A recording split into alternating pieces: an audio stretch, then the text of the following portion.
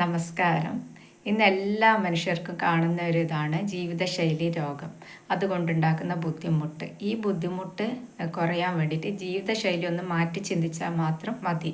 നിങ്ങൾ ഇപ്പം നിങ്ങൾ കടന്നു പോകുന്ന ജീവിതശൈലിയിൽ നിന്ന് ഒന്ന് മാറ്റി ചിന്തിച്ചാൽ തന്നെ നിങ്ങൾക്ക് നിൽക്കാൻ പറ്റുമെങ്കിൽ തന്നെ ഇത്തരം രോഗങ്ങൾ കൊണ്ടുള്ള ബുദ്ധിമുട്ട് നിങ്ങൾക്ക് ഒഴിവാക്കാൻ വേണ്ടിയിട്ട് പറ്റും.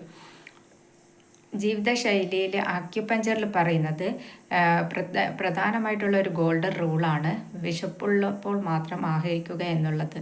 നമ്മൾ എന്ന് വെച്ച് കഴിഞ്ഞാൽ നമ്മുടെ ഒരു ദിവസത്തെ ഭക്ഷണം എടുത്തു നോക്കിക്കഴിഞ്ഞ് കഴിഞ്ഞാൽ 5-6 നേരം കഴിക്കുന്നത് കാണാം.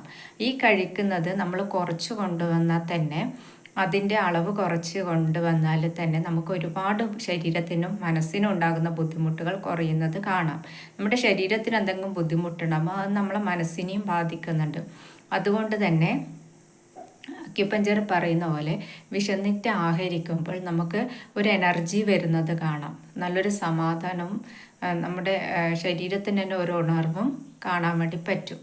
ഒരു പ്രധാന പഴഞ്ചൊല്ലാണ്: 1 നേരം കഴിക്കുന്നവൻ യോഗി, 2 നേരം കഴിക്കുന്നവൻ ഭോഗി, 3 നേരം കഴിക്കുന്നവൻ രോഗി, 4 നേരം കഴിക്കുന്നവൻ ദ്രോഹി.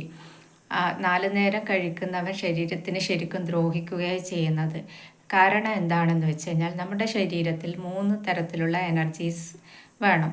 ഒന്ന് ഫങ്ഷണൽ എനർജി, ഒന്ന് മെയിൻ്റനൻസ് എനർജി, മൂന്നാമത്തത് ഡൈജഷണൽ എനർജി. ഫങ്ഷണൽ എനർജി എന്ന് പറഞ്ഞു കഴിഞ്ഞാൽ നമ്മുടെ ശരീരത്തിൻ്റെ ദൈനംദിന പ്രവർത്തനങ്ങൾ നടത്തുന്നതിന്, നമ്മുടെ എല്ലാ അവയവങ്ങൾ പ്രവർത്തിക്കുന്നതിന് ആവശ്യമായിട്ടുള്ള ഫങ്ഷൻ ചെയ്യുന്നതിനാണ് ഫങ്ഷണൽ എനർജി എന്ന് പറയുന്നത്. മെയിൻ്റനൻസ് എനർജി എന്ന് പറഞ്ഞാൽ നമ്മുടെ എല്ലാ പാർട്സിനെയും റിപ്പയറിങ് ചെയ്യുന്ന അതിനൊരു ശരീരത്തിന് എനർജി ആവശ്യമാണ്. അതാണ് മെയിൻ്റനൻസ് എനർജി കൊണ്ട് ഉദ്ദേശിക്കുന്നത്. മൂന്നാമത്തെ കാര്യം ഡൈജഷണൽ എനർജി. നിങ്ങൾ തിന്നുന്ന ഭക്ഷണം ദഹിപ്പിക്കാൻ വേണ്ടിയിട്ട് ഒരുപാട് എനർജി ശരീരത്തിന് കൊടുക്കേണ്ടി വരും. ഹെവി ആയിട്ടുള്ള ഫുഡ് കഴിക്കുമ്പോൾ ഹെവി ആയിട്ട് ദഹിക്കാൻ കുറേ ടൈം എടുക്കും. 5-6 മണിക്കൂർ എടുക്കും ആ ഒരു ദഹന പ്രക്രിയ കഴിയാൻ വേണ്ടിയിട്ട്.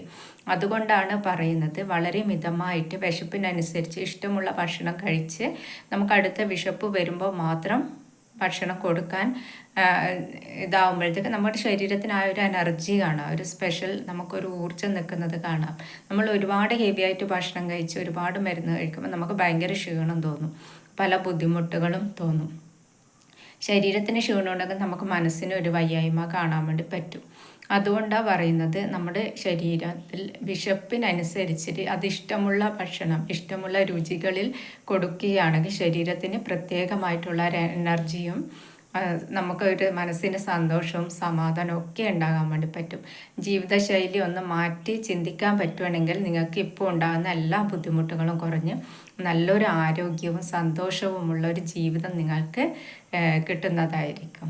Okay, thank you.